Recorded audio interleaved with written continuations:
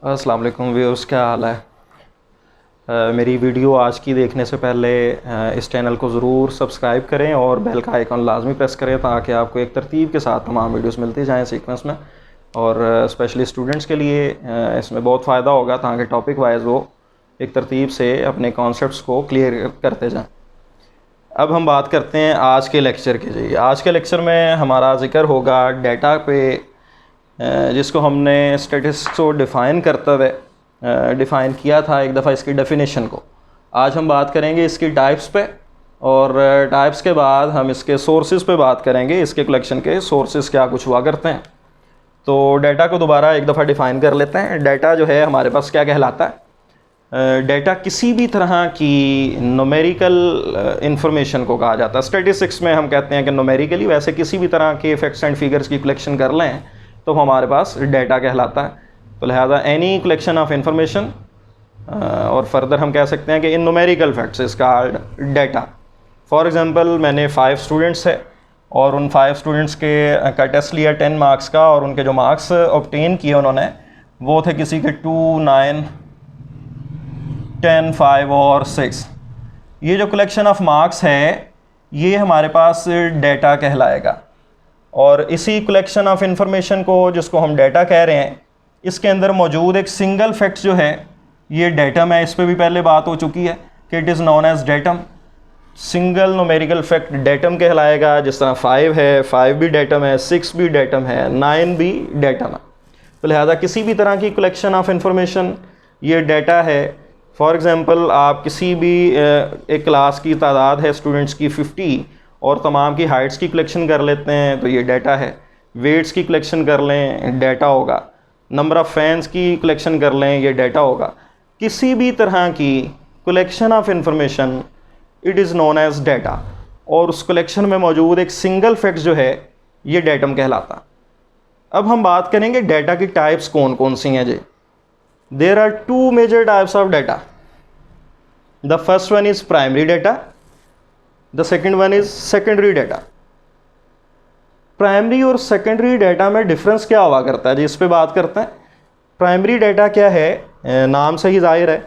जिस तरह हम आमतौर पे ये यूज़ करते हैं एक टर्म प्राइमरी एजुकेशन की। प्राइमरी एजुकेशन का मतलब क्या होता है, इब्तदाई तालीम जो शुरू में कोई हासिल करता। जिस तरह तकरीबन क्लास 5 तक हम इसको कहते हैं कि ये प्राइमरी एजुकेशन है, इब्तदाई तालीम है। तो इसी तरह प्राइमरी डेटा का कॉन्सेप्ट भी वही है कि प्राइमरी डेटा किसे कहा जाता है, इब्तदाई डेटा, जो किसी भी प्रॉब्लम को सॉल्व करने के लिए हम शुरू में एक प्राइमरी इंफॉर्मेशन हासिल करते हैं जिस पे किसी भी तरह की कोई स्टैटिस्टिकल टेक्निक नहीं अभी अप्लाई होती, जस्ट कलेक्शन ऑफ इंफॉर्मेशन होती है, जस्ट फर्स्ट हैंड डेटा हुआ करता है, वो हमारे पास प्राइमरी डेटा कहलाया करता है जी। इसीलिए इसको हम फर्स्ट हैंड डेटा का नाम भी दे देते हैं और अनग्रुप डेटा का भी नाम देते हैं, क्योंकि इस पर हमने किसी भी तरह की ग्रुपिंग वगैरह कोई भी स्टैटिस्टिकल टेक्निक अभी अप्लाई नहीं की। लिहाजा ये जस्ट एक रॉ फॉर्म में मटेरियल पड़ा हुआ है आपके सामने, तो लिहाजा ये जो डेटा कहलाएगा ये प्राइमरी डेटा होगा। और इसके बरक्स सेकेंडरी डेटा किसे कहेंगे, ऐसा डेटा जो नाम से ही ज़ाहिर है, जिस तरह सेकेंडरी एजुकेशन यानी प्राइमरी के बाद जो है एक बेस बन चुकी होती है, बच्चे पे जो है एजुकेशन की उसकी बुनियाद डाल दी होती है, कुछ वर्किंग हो चुकी होती है एजुकेशन के लिए, और फिर उसके बाद जो है वो सेकेंडरी एजुकेशन का मरहला आता है। इसी तरह सेकेंडरी डेटा जो है प्राइमरी डेटा पे कुछ ना कुछ स्टैटिस्टिकल टूल्स अप्लाई कर लेने के बाद, उसकी अरेंजमेंट्स कर लेने के बाद जो फिर हमारे पास एक ऑर्गेनाइज्ड फॉर्म में मटेरियल हासिल होता है, डेटा की कलेक्शन हासिल होती है, वो हमारे पास सेकेंडरी डेटा कहलाया करता है। तो लिहाजा हमारे पास बेटे इन दोनों में जो मेजर व्यूअर्स जो डिफरेंस है वो क्या है कि ऐसा data which is just calculated and has not undergone from any statistical treatment. ऐसा डेटा जो जस्ट कैलकुलेट हुआ है और जो किसी भी तरह की स्टैटिस्टिकल ट्रीटमेंट में से नहीं गुजरा, वो प्राइमरी डेटा कहलाएगा।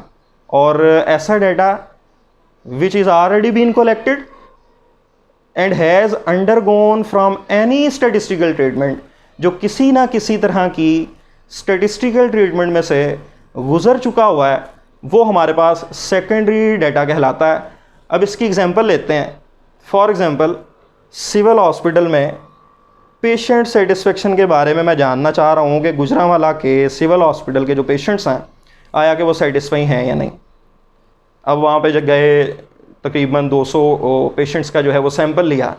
अब उनसे मैंने डिफरेंट क्वेश्चंस पूछे और क्वेश्चनर्स की मदद से मैंने डिफरेंट क्वेश्चंस पूछे। फॉर एग्जांपल कि यहाँ पे मेडिकल स्टाफ का बिहेवियर कैसा है, यहाँ पे मेडिसिन की अवेलेबिलिटी है या नहीं, यहाँ पे इमरजेंसी फैसिलिटीज़ किस तरह की हैं, एम्बुलेंस की अवेलेबिलिटी है या नहीं है, यहाँ पे इन्वायरमेंटल कंडीशंस किस तरह की हैं, सफाई सुथराई का निज़ाम किस तरह का।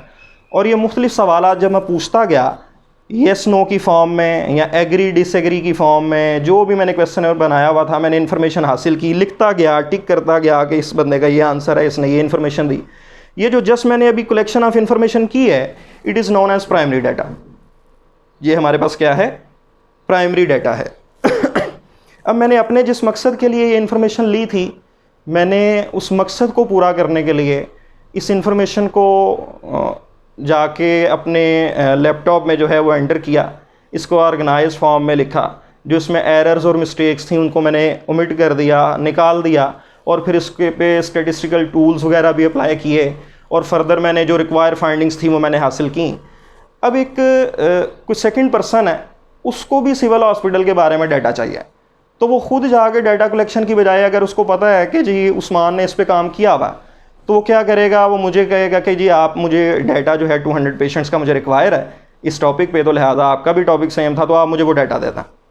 अब वो डाटा जिस पे मैंने तमाम स्टैटिस्टिकल टूल्स अप्लाई किए हैं, उसको ऑर्गेनाइज फॉर्म में लिखा हुआ है, उसकी मैंने एडिटिंग की हुई है, अब वही डाटा जो है उस सेकंड पर्सन के लिए वो सेकेंडरी डाटा कहलाएगा, क्योंकि it has undergone from any statistical treatment, क्योंकि वो बहुत सारी कई एक स्टैटिस्टिकल ट्रीटमेंट में से गुजर चुका हुआ है।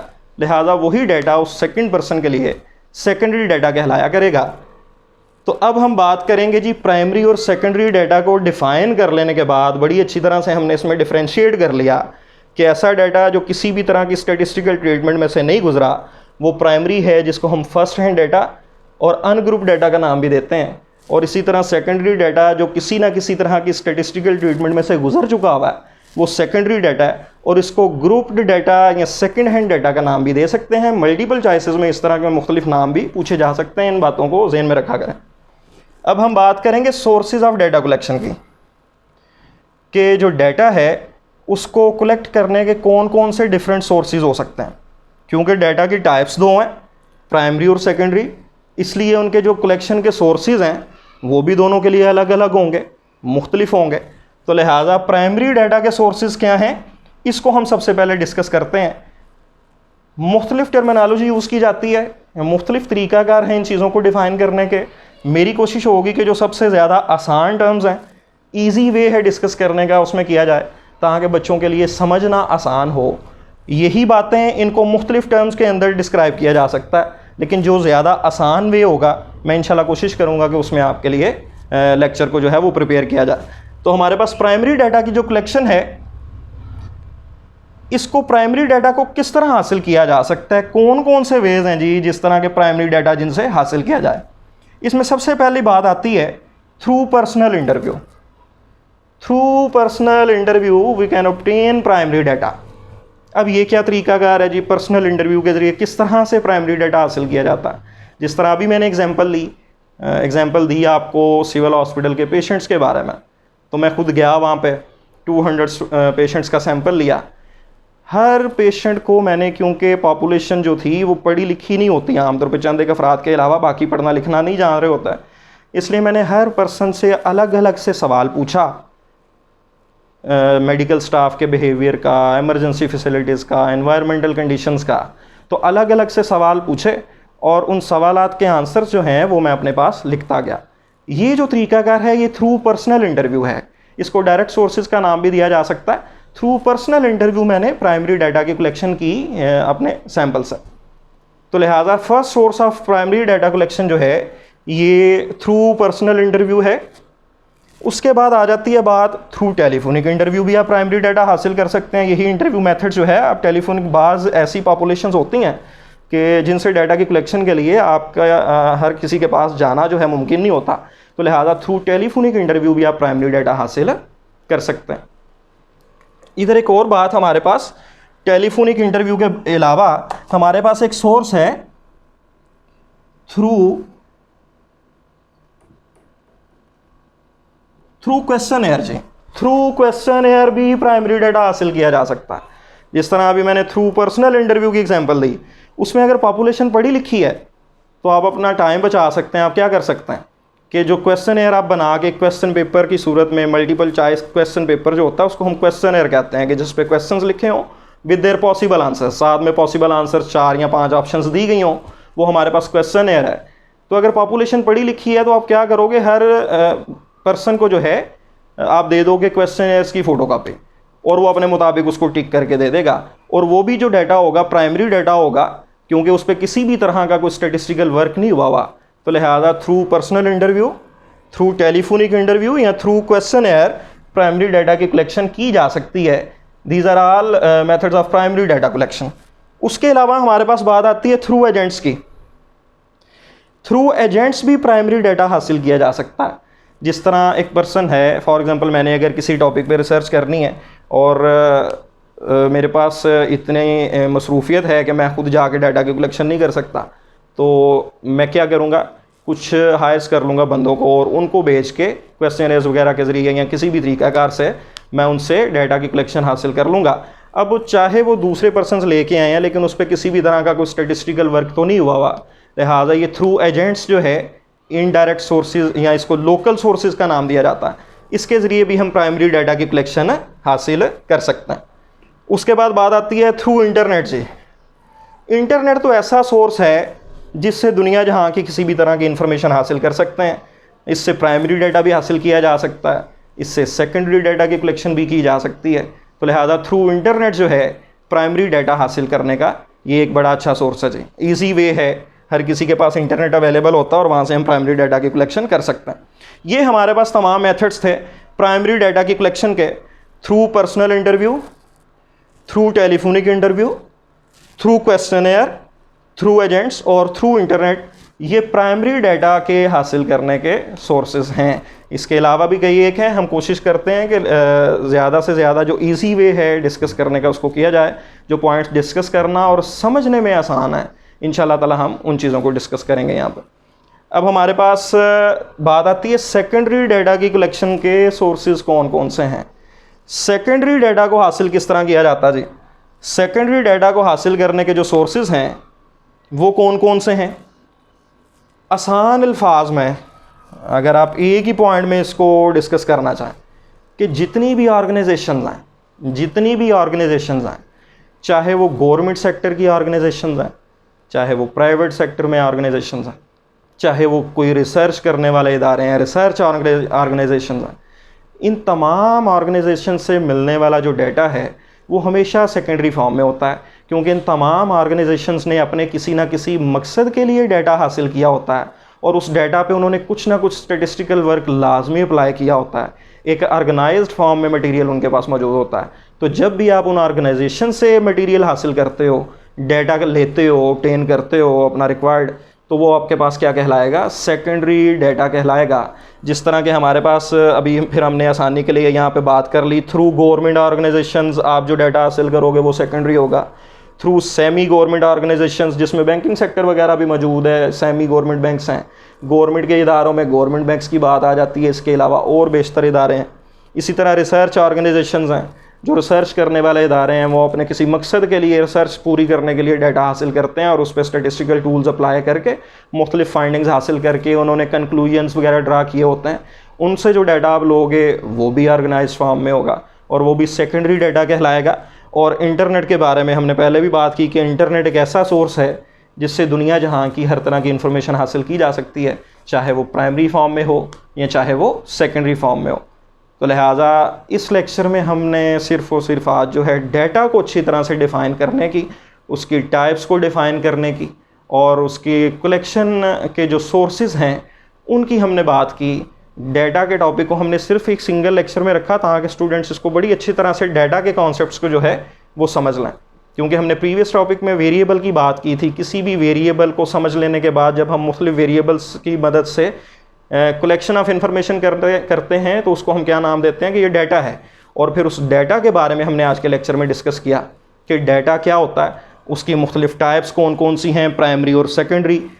ऐसी collection of information which is not undergone from any statistical treatment is called primary, which has undergone from any statistical treatment is called secondary. उसके बाद sources of primary data collection क्या हैं, through personal interview, telephonic interview, agents या internet और through questionnaire.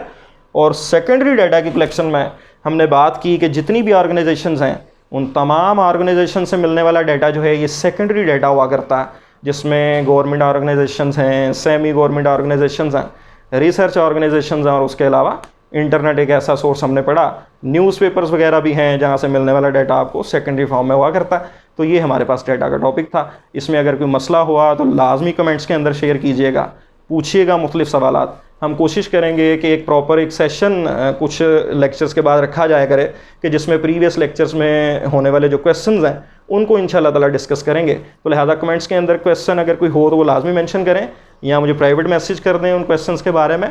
उन questions को इंशाल्लाह ताला हम किसी एक सिंगल लेक्चर में लाजमी डिस्कस करेंगे ताकि स्टूडेंट्स को किसी भी तरह का कोई मसला ना रहे। इन लेक्चर्स को बड़े गौर से सुने। इंशाल्लाह हम कोशिश करेंगे कि एकेडमीज़ वगैरह की स्टूडेंट्स को जो है ज़रूरत बिल्कुल ना हो।